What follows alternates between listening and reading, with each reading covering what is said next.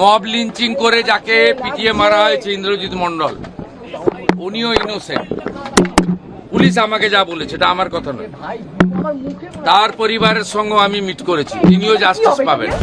বারুইপুর কাণ্ডে শুধু নির্যাতিতা নয়, গণপিটুনির ঘটনার সঙ্গে যারা যুক্ত তাদের বিরুদ্ধে কড়া ব্যবস্থা গ্রহণের হুঁশিয়ারি দিয়েছেন মুখ্যমন্ত্রী শুভেন্দু অধিকারী।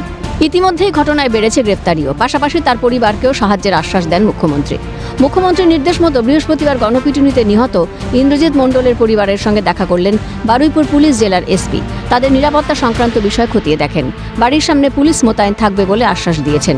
মুখ্যমন্ত্রীর নির্দেশ মতো ইন্দ্রজিতের বাড়ি মেরামতের কাজ শুরু করেছে প্রশাসন। বিডিওর তরফে খাদ্য সামগ্রী দেওয়া হয়েছে। টালির চালের বদলে টিনের ছাউনি করে দেওয়া হচ্ছে। ঘরের প্লাস্টার ছাড়িয়ে নতুন করে প্লাস্টার করে দেবে সরকার। ইতিমধ্যেই সেই কাজ শুরু হয়েছে। অন্যদিকে ঘর থেকে টেনে নিয়ে ছেলেকে পিটিয়ে মারল, চোখের সামনে ভাসছে সেই দৃশ্য। বলতে বলতে কান্নায় ভেঙে পড়লেন ইন্দ্রজিৎ মণ্ডলের পরিবার। ছেলের মৃত্যু মানতে পারেননি বৃদ্ধ মা বাবা। ঘটনার পর থেকেই অসুস্থ হয়ে পড়ছেন, বিছানায় শুয়ে কাতরাচ্ছেন বাবা মা। তবে সরকারের তরফে আশ্বাস পেয়ে কিছুটা হলেও আশ্বস্ত ইন্দ্রজিতের পরিবার। বলছে কি প্রবলেম হচ্ছে, এখন পুলিশ ডিউটি দিচ্ছে বা কোনো ভয় সন্ত্রাস হচ্ছে, কিছু হচ্ছে, ভয়তে একটু লাগছে। বললে কোনো ভয়ের কোনো কারণ নেই, আমরা তো আপনাদের সঙ্গে আছি এবং থাকবো, আপনারা নিশ্চিন্তে থাকুন। যদি কোনো অসুবিধা হয় আমাকে জানাবেন। বাড়ির কাজ কারা করে দিচ্ছে? বাড়ির প্রতি বিরোধী মুখ্যমন্ত্রী বলেছে যে যা হয়েছে, যা করে ক্ষয়ক্ষতি সব পূরণ করে সাইজ করে দেবো।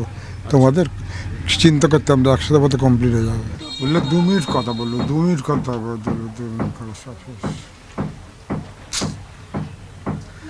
কারো চালো না। ওরা নিজের বাবার মতো দেখছে, খুব ভালোবাসা। মুখ্যমন্ত্রী যেমন বলেছে সেই অনুযায়ী সবাই দেখাশোনা করে। নারী নির্যাতনে যেমন 0 টলারেন্সের বার্তা দিয়েছে রাজ্য সরকার, তেমনি গণপিটুনির বিরুদ্ধে কড়া হুঁশিয়ারি দিয়েছেন মুখ্যমন্ত্রী। সঠিক বিচারের আশ্বাসও দেন। তারপর থেকে অ্যাকশন মোডে পুলিশ। অভিযুক্তরা সঠিক শাস্তি পাবে তা নিয়ে রাজ্য সরকারের উপর আশাবাদী ইন্দ্রজিতের পরিবার। চোখের সামনে নিজের ছেলেকে কিভাবে গণপিটুনি দিয়ে হত্যা করা হয়েছে সেটা কোনোভাবেই ভুলতে পারছেন না। এইভাবেই কিন্তু বাড়ির মধ্যে ছোট্ট পরিসরে একটা ঘরে কাতরাচ্ছেন এখনও পর্যন্ত ইন্দ্রজিতের বাবা। ফলে এইরকমভাবে চোখের সামনে যেভাবে তাকে গণপিটুনিতে হত্যা করা হয়েছে, সত্যিই সে কোনোভাবেই ভুলতে পারছে না। এবং একই সঙ্গে তার বক্তব্য, যদি ছেলে অন্যায় করত তাহলে নিজেই সেই ছেলেকে সাজা দাবি করতেন, সাজা দিতে বলতেন। কিন্তু তাকে বাড়ি থেকে বের করে নিয়ে এইভাবে হত্যা করা কোনোভাবেই সে মেনে নিতে পারছেন না।